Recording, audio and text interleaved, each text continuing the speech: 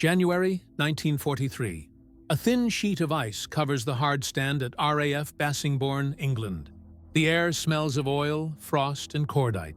A B-17 flying fortress named Lucky Lady crouches under a gray dawn, her engines coughing blue smoke into the wind. Ground crews move like ghosts in heavy coats, silent, exhausted, fingers raw from metal and cold. Inside one of the cowling panels, a sergeant mechanic named Frank Delaney leans close to an overheating Wright Cyclone engine. For weeks, he's watched identical engines tear themselves apart mid-air, bolts loosening, pistons seizing, and crews never coming home. Today, he's tried something the manuals forbid. He's turned a single locking bolt backwards, against regulation and logic, hoping it will resist vibration instead of feeding it. The fortress taxis out, engines roaring. Delaney wipes his hands on a rag, eyes fixed on the sky as Lucky Lady climbs into cloud. If that backwards bolt fails, 10 men die. If it holds, he's just changed the war.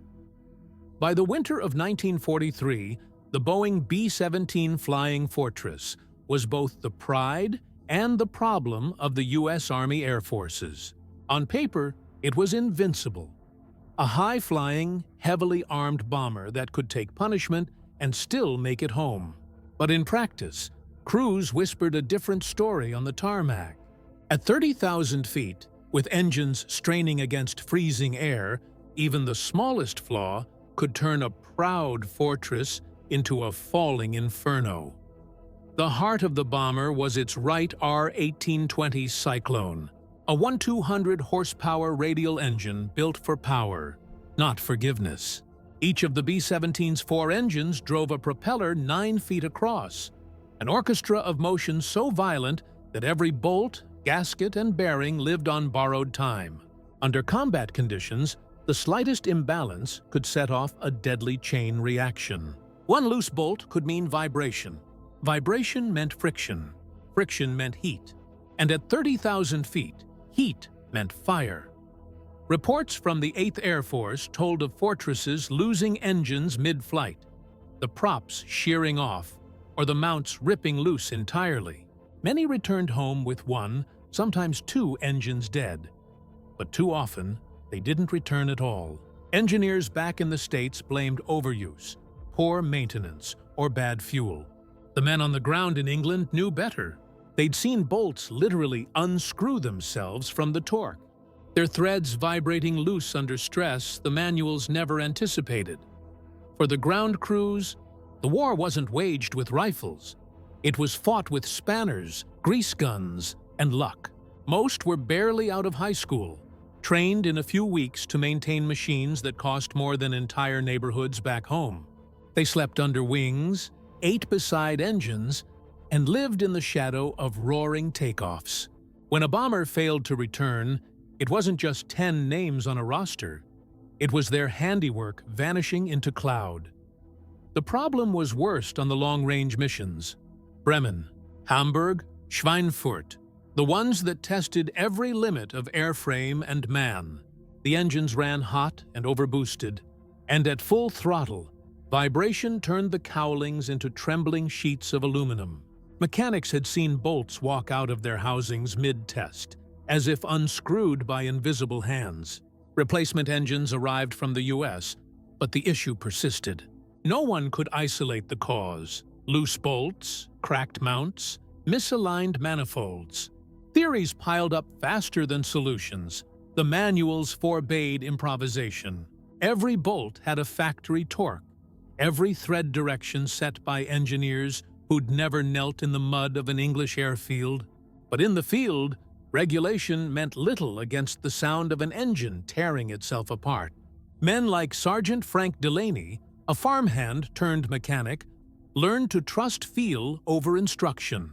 He could hear imbalance in a prop's rhythm, smell heat before the gauge showed red. Delaney's section had lost 3 fortresses in 2 months, each one after engine number 3 failed in flight, the starboard inner, closest to the fuselage. Post-crash reports blamed mechanical fatigue. Delaney wasn't satisfied. He'd spent nights under the floodlight tracing vibration through the mounts, watching how each bolt shifted when the engine throttled up. The ones at the rear, mounted near the crankcase, always twisted loose. By the book, they were installed clockwise. One evening, on a hunch born of exhaustion and intuition, he tried something that defied every rule of maintenance. He turned the bolt counterclockwise, locking it against its own rotation. It was a simple act, almost absurd, one reversed thread in a sea of metal. But when Lucky Lady roared to life that gray morning, the vibration he'd grown used to hearing, that faint, metallic hum at full power, was gone. The engine felt solid, almost quiet in its balance. He said nothing to the officers. If he was wrong, it would mean court-martial. If he was right, it might mean survival. Above the clouds, 10 men were about to find out which it would be. The 8th Air Force, stationed across a patchwork of fog-soaked English airfields, was the backbone of America's daylight bombing campaign. Its mission was simple in theory and impossible in practice. Cripple Germany's industrial heartland from the sky. But behind every flawless formation photo, rows of silver fortresses glinting in the morning sun, was a world of chaos held together by oil, sweat, and faith in machinery that failed as often as it flew. By early 1943, the average B-17 crewman faced a 1 in 4 chance of surviving his first 25 missions. For ground crews, those odds translated into exhaustion and quiet grief. They worked 12-hour shifts, 7 days a week, sometimes without proper tools or spare parts. Replacement engines were scavenged from wrecks. Worn bolts were cleaned, greased, and reused because new ones wouldn't arrive for weeks. The British called their stations fields, but they were more like industrial graveyards. Rows of half-repaired bombers, propellers stacked like discarded windmills, the air heavy with fumes and despair. Each mission meant a race against the clock. At night, floodlights cut through the mist as crews tightened bolts and checked hydraulic lines, their hands raw from solvent and cold. A single overlooked screw could kill 10 men the next morning. And yet, amid the monotony of routine maintenance, a quiet revolution was happening. A kind of mechanical improvisation born from necessity. The official manuals treated aircraft like laboratory instruments, precise, predictable, controlled. But England in winter was none of those things. The constant damp corroded metal faster than the designers had ever imagined. Vibration from rough runways warped mounts, and engine oil thickened into sludge overnight. Under those conditions, ingenuity wasn't a luxury. It was survival. Men like Frank Delaney became the unsung engineers of victory. While officers discussed sortie schedules and tonnage, these mechanics wrestled with the unseen war. The war of friction, fatigue, and failure. They learned by listening. The subtle difference between an engine humming and an engine trembling. The faint knock that warned of a bearing ready to fail. They developed superstitions, a lucky wrench, a favorite torque order, anything to bring order to chaos. The problem with the B-17's engine bolts wasn't unique. Across bases, similar failures were whispered about. Some blamed the new high-octane fuel. Others the rapid modifications rushed into production. But the truth was simpler. The design hadn't accounted for the brutal reality of continuous combat use. Vibrations from prolonged flight could unscrew even lock bolts over time. And once one failed, the imbalance tore through the engine like a chain reaction. The backwards bolt would never appear in a technical bulletin, but it spread quietly among crews like an urban legend. Mechanics who worked near Delaney noticed his unorthodox method and began testing it. They'd seen his aircraft return from raids intact, while others limped home trailing smoke. In the close-knit brotherhood of the maintenance line, word traveled faster than command approval. It wasn't just about mechanical genius, it was about defiance. Every small victory over machinery was a silent rebellion against the odds. For men who never flew, every bomber that came home was proof that their invisible work mattered. Meanwhile, above them, the B-17s carried those acts of defiance into the skies over Europe. Each successful mission meant another factory bombed, another convoy delayed, another step toward ending the war. But those victories were built not only in strategy rooms or production lines, but in the quiet moments when a weary mechanic decided to trust his instincts over his instructions. In the months to come, the failure rate for in-flight engine separations dropped sharply. Official reports credited improved maintenance procedures and better parts distribution. No one mentioned the handful of men who had started reversing their bolts against regulation. For them, credit wasn't the point. They didn't think in statistics or victory charts. They thought in names, faces, and the steady rhythm of 4 engines still running when the fortress came home. As winter gave way to spring, more bombers began returning intact. The skies over England filled with the deep, even thunder of aircraft whose engines no longer tore themselves apart. It was a sound Delaney would never forget. The sound of machines finally learning to survive. In every war, there are the names history remembers. The generals, the aces, the presidents. And then there are the names written in pencil, half erased by time. The ones who kept the machines alive long enough for others to become legends.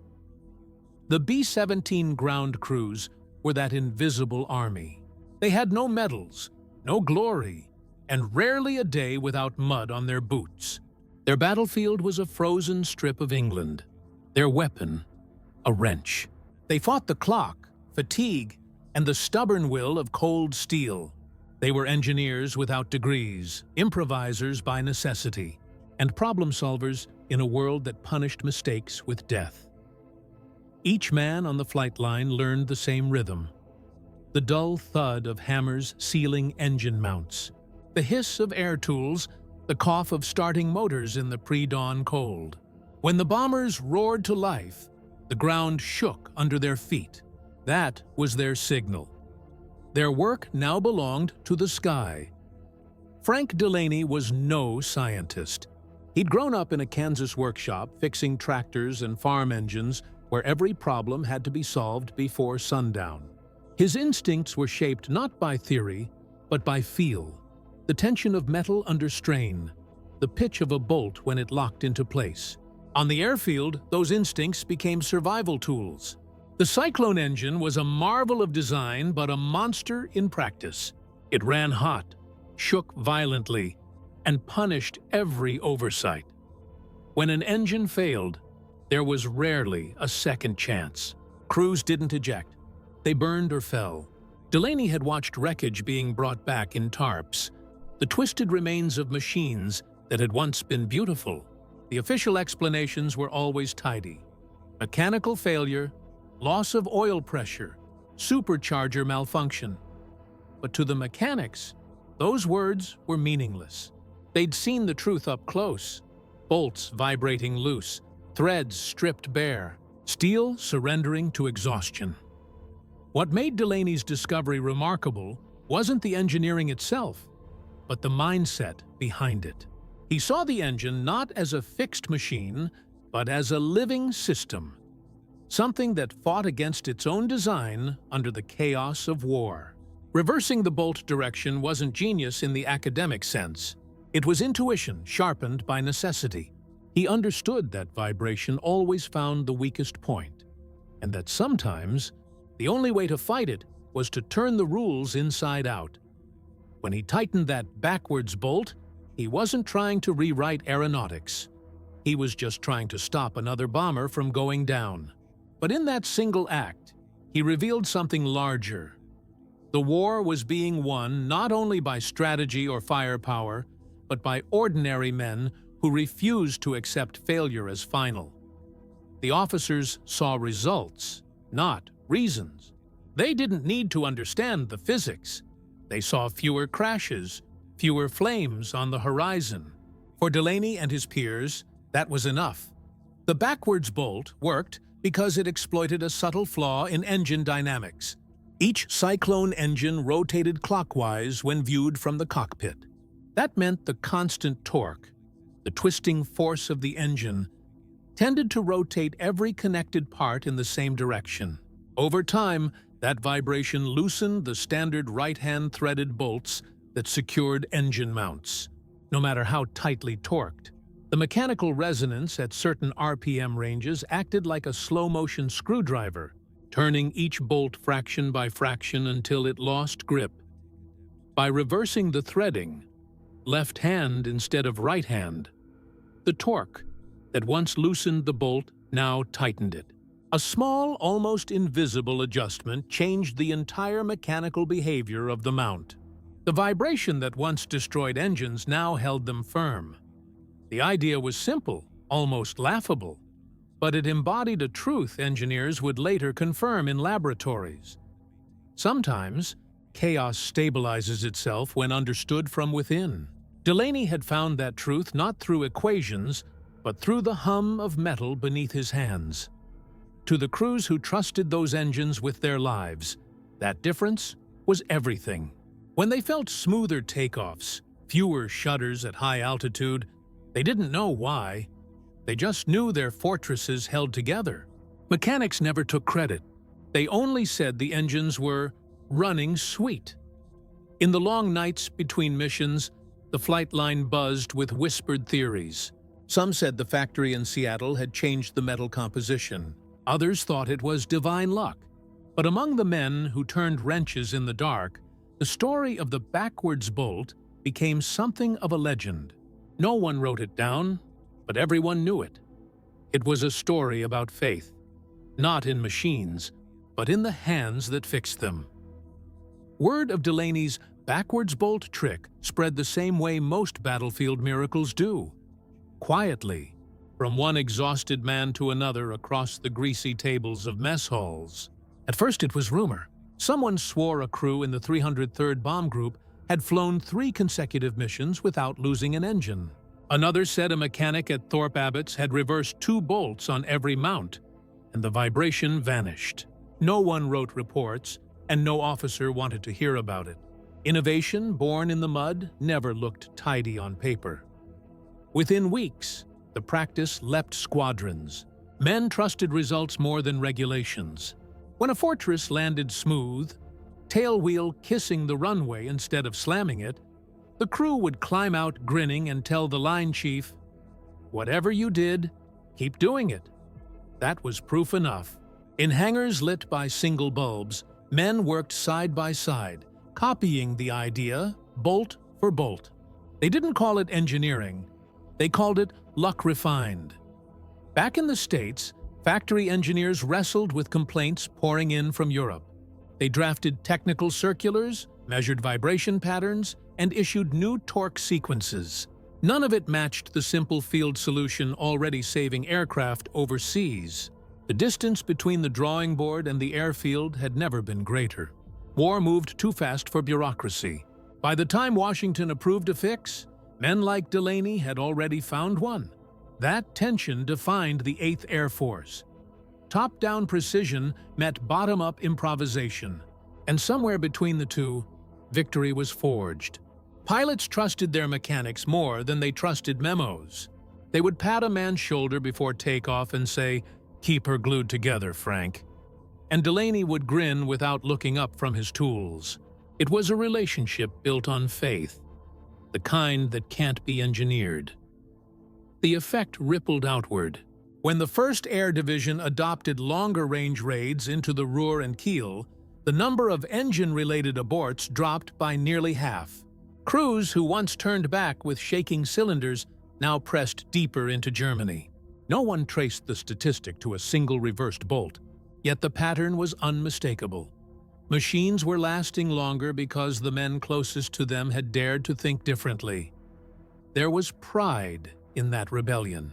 Mechanics began painting tiny arrows on their cowlings, pointing backward. A silent nod to the trick that kept their fortresses alive. It became a private emblem, a mark of belonging to the brotherhood of those who solved problems the manuals never mentioned. The story reached senior officers only through whispers. An engineer from Wright Field visited England that summer to investigate the unofficial modifications. He found a line of spotless bombers, ready for takeoff, and a row of mechanics, who shrugged when asked about reversed threads. No paperwork, no evidence, just results. When he returned home, his report simply read, "Field performance improving. Cause uncertain." What the official eye couldn't quantify was the spirit behind it.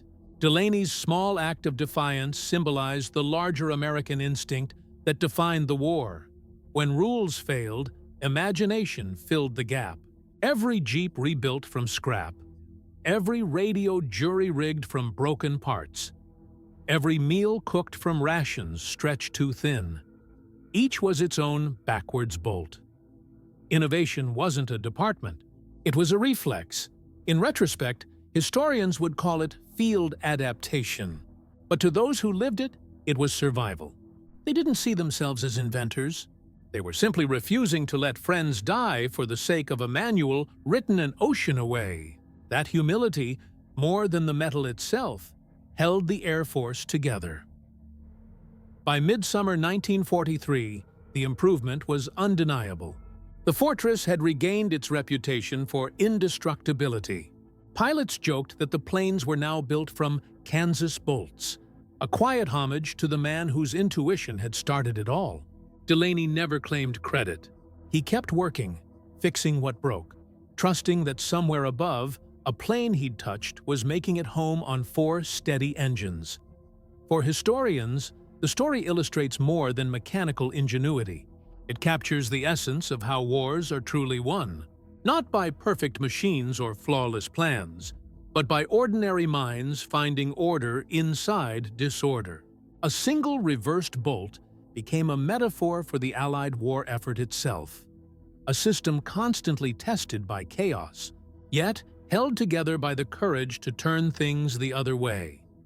And while no photograph records the moment Delaney first twisted that bolt against its grain, every fortress that returned on all 4 engines was part of his legacy.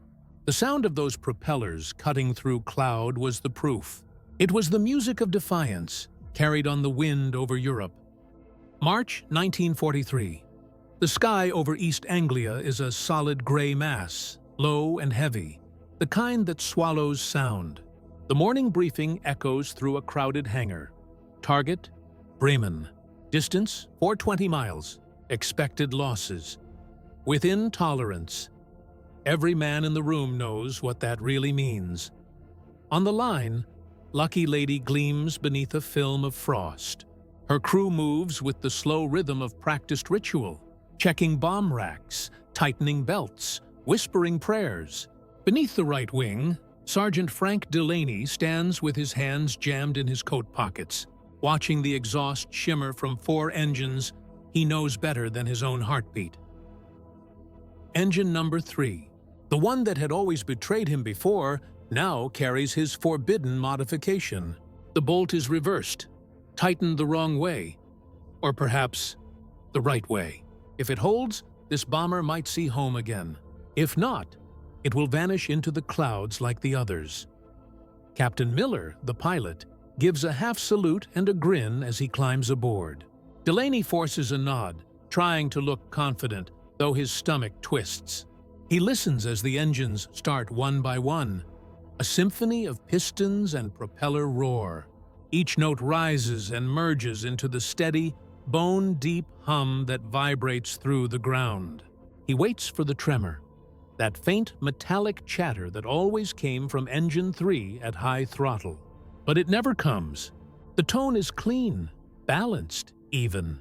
The fortress begins to roll, heavy on her wheels, trailing vapor like breath in winter. Delaney walks toward the edge of the runway as the sound swells to thunder. He shields his eyes, following her ascent into the gray sky, until she becomes a flicker, then nothing. Above the clouds, Lucky Lady joins the formation. 4 dozen silver fortresses slicing west toward the North Sea.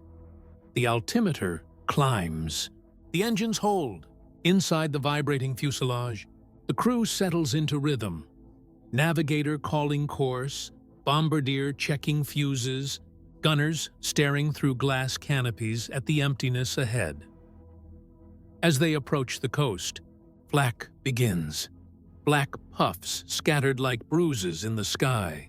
The formation tightens instinctively. The radio crackles with clipped voices. Red 2, steady. Red 3, hold course. Then the first wave of German fighters hits.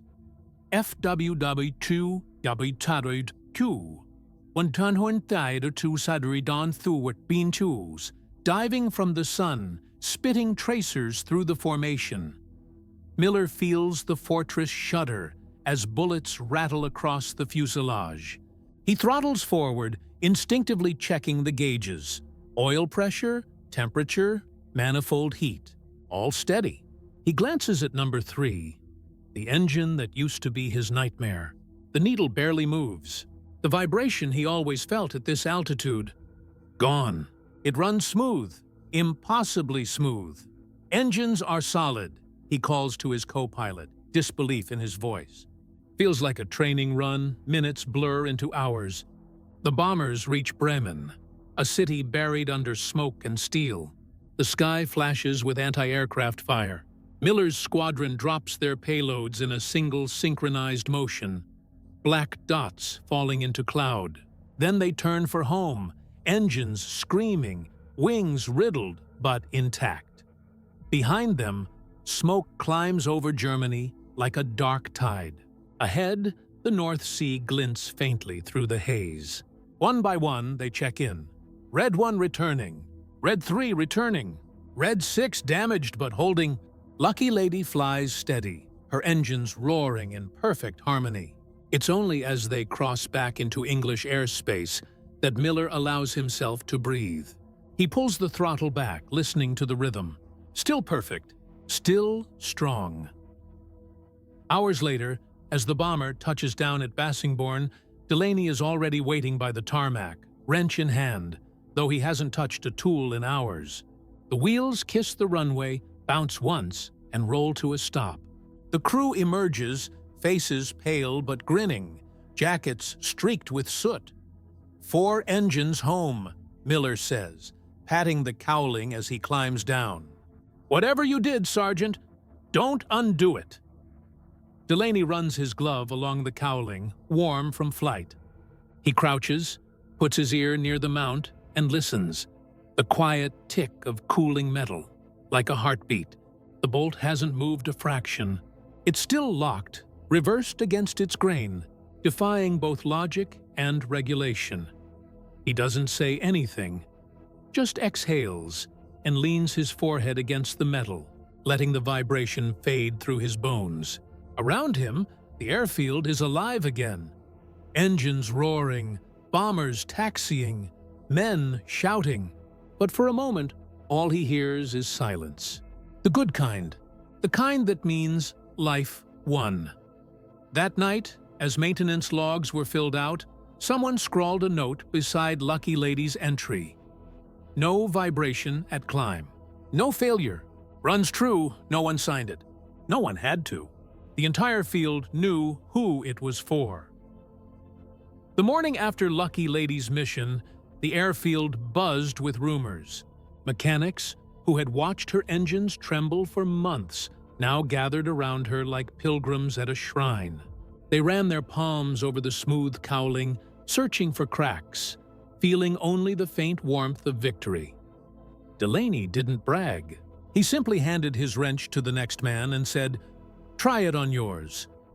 That quiet sentence spread faster than any official order.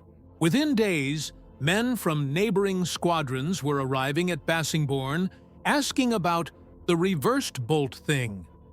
They took notes on scraps of paper, drew crude diagrams on tool benches, and returned to their own fields to test it. No one waited for permission. By mid-April, bombers from Thorpe Abbotts, Ridgewell, and Grafton Underwood were flying with modified mounts. In the maintenance tents, You could tell which planes had the change by the way the engines sounded. A deeper, steadier rumble, free of the metallic rattle that used to haunt takeoffs. Pilots began to notice too. They reported smoother climbs, less vibration in the controls, fewer mid-air oil leaks. One navigator joked that it felt like the whole plane stopped arguing with itself. The transformation was measurable.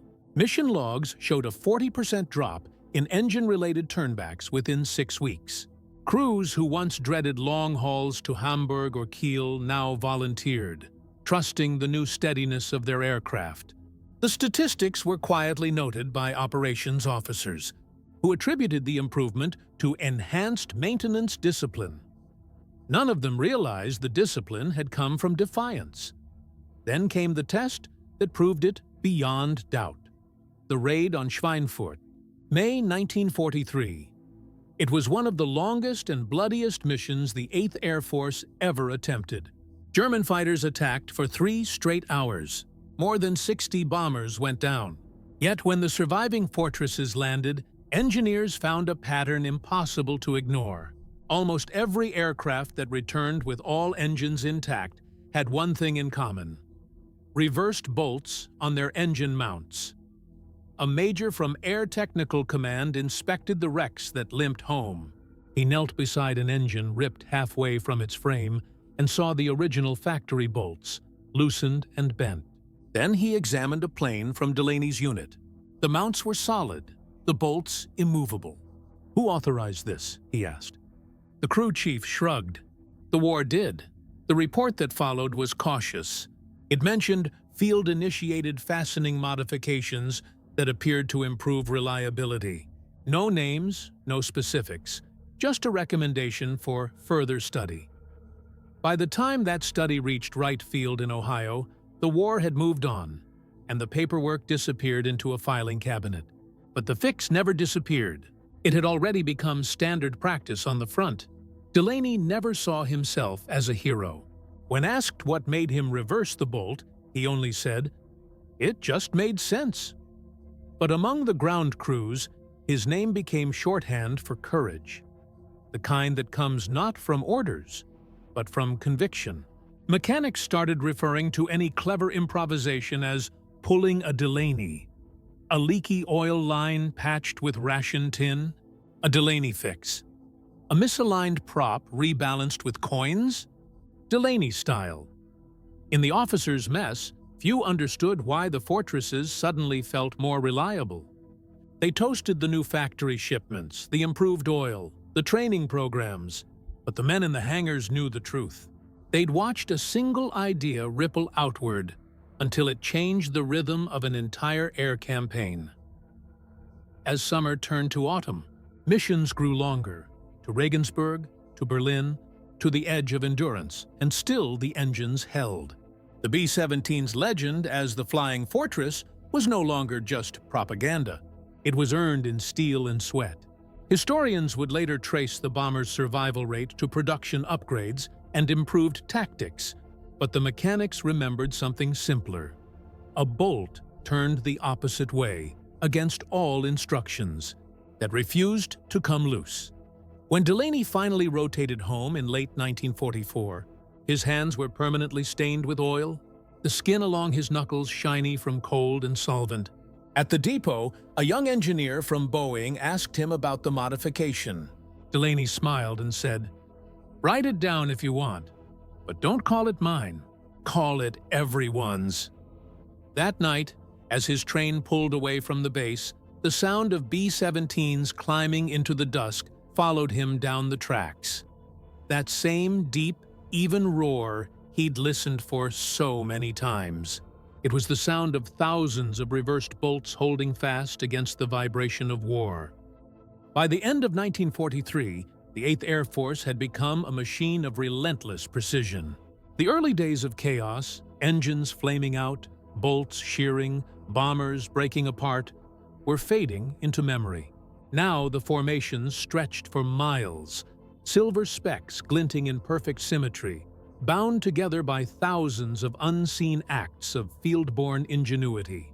Among those invisible contributions was one simple innovation that nobody officially acknowledged, but everyone quietly relied on: the reversed bolt. The difference it made could be heard before it was seen. Flight engineers began to notice how the new fortresses idled smoother, climbed cleaner, and came home quieter. The old shudder, that faint, teeth-rattling tremor through the fuselage, was gone. When a plane landed now, the crews stepped out with steady legs instead of shaking knees. They trusted their machines again. In a war of attrition, that trust was everything. Confidence meant aggression, and aggression won battles. The statistical reports from Air Technical Command began to reflect the change.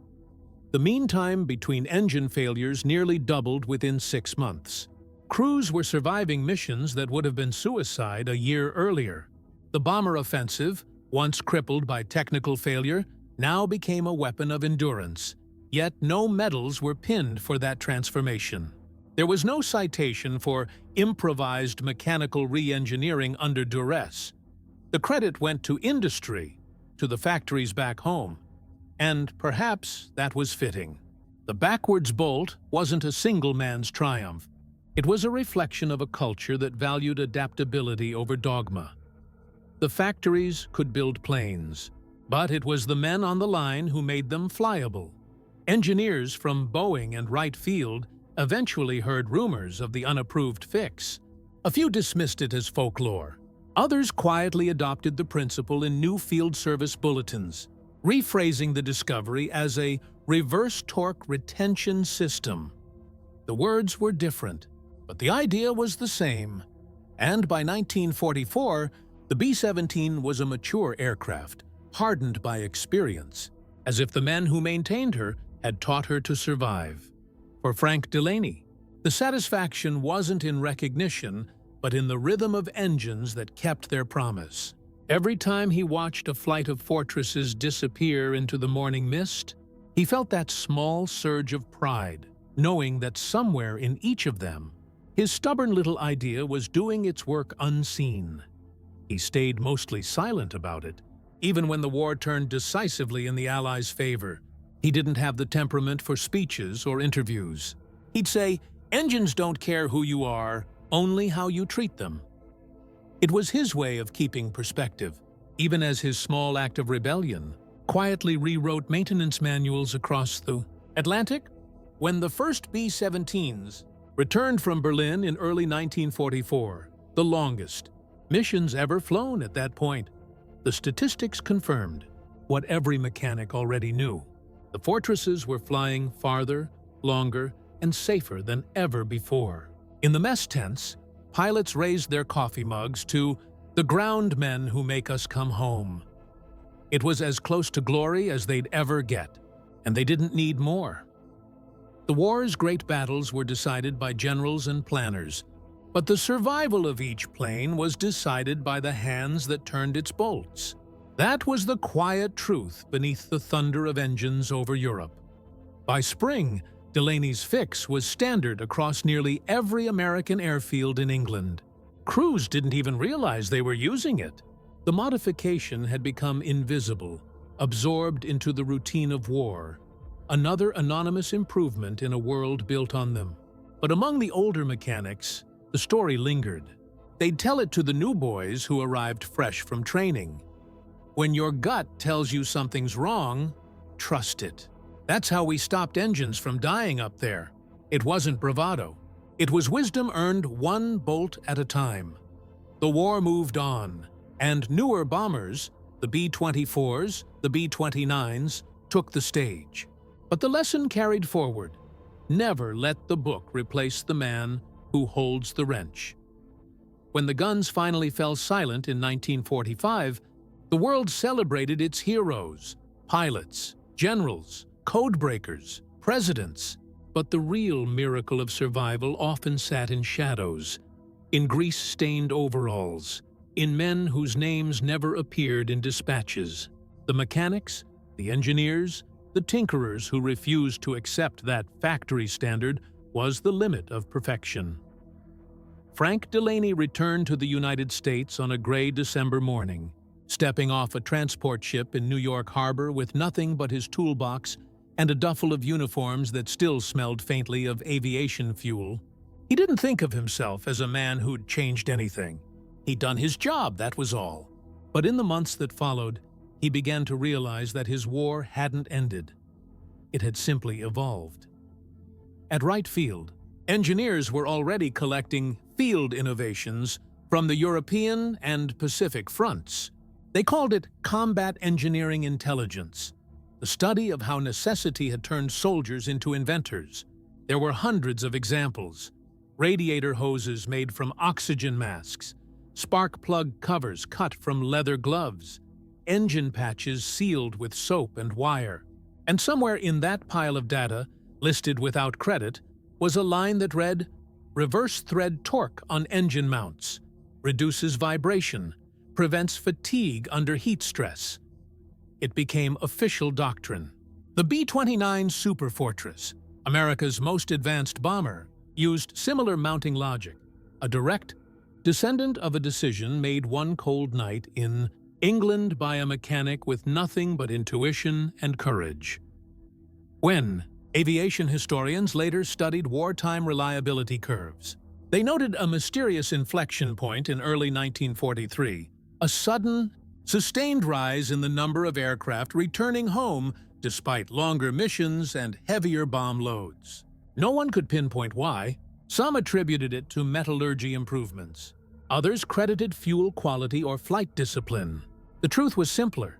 The war machine had learned to listen, not to orders, but to the people who kept it alive. Delaney spent the post-war years at Boeing, quietly working on experimental aircraft. He was older now, slower, but his instincts were the same. He had no degree, no formal title, but when a prototype's engine shuddered on a test flight, someone always called him. He'd place his hand on the metal, close his eyes and say, "It's not breathing right." And somehow, he'd find the problem. He never mentioned the bolt again, but every young mechanic who worked under him learned the same lesson. If something feels wrong, fix it, even if the manual says otherwise. That mindset spread through factories, through workshops, through the emerging jet age. By the 1950s, the U.S. Air Force had formalized a new doctrine: field adaptation flexibility. It allowed ground crews to modify designs within reason during active operations. It was a bureaucratic echo of what Delaney and thousands of his peers had done instinctively in the mud and cold of wartime Europe. When he retired, a colonel from the Air Materiel Command sent him a letter that simply said, "Your type of thinking saved aircraft before we had the science to explain why." It hung in his garage until the day he died. Today, no one remembers Frank Delaney by name. His bolt sits hidden inside restored B-17s at museums, invisible among countless other parts. But if you lean close when one of those engines starts, that deep, steady thrum that doesn't falter, you can still hear the echo of his defiance, his understanding that small ideas can hold up entire worlds, and that is the essence of America's wartime genius. Not just the factories or the blueprints, but the minds in the field that refuse to stop thinking. Because sometimes, history doesn't turn on grand speeches or sweeping strategies. Sometimes it turns on a single bolt, tightened the wrong way, that never came loose again. In every war, there are names history engraves in marble, and those it leaves in dust. Frank Delaney was one of the forgotten kind. A man who never stood on a podium, never wore medals on his chest, and never told his story aloud. Yet, without men like him, the war machines that filled the skies would have never stayed aloft long enough to win the peace. He belonged to that quiet brotherhood of doers, soldiers of the wrench and rag, who understood that victory didn't always roar. Sometimes it hummed softly in the rhythm of four engines that refused to fail. When the war ended, and America's focus turned to jets, rockets, and atomic headlines, nobody thought to ask how a simple mechanic's intuition had saved hundreds of planes. The world was racing toward the future. No one looked back at the bolts that held it together. But those who had been there, the pilots, the crew chiefs, the grease-stained airmen who watched bombers vanish into gray English skies, they remembered. They remembered the sound of a fortress returning home on 4 good engines. They remembered the trembling hands of a man who had risked his career and the lives of 10 others on an idea no manual approved. They remembered courage not written in reports, but welded into steel. In time, even the term Delaney Fix disappeared, absorbed by the formal language of aviation standards. But its spirit survived. Every field mechanic who trusted his gut over his guidelines, every engineer who turned a wrench thinking there has to be a better way, carried that legacy forward. A whisper from the past, reminding them that innovation doesn't wait for permission. That's the true soul of history. Not the orders given from above, but the moments of rebellion that made survival possible.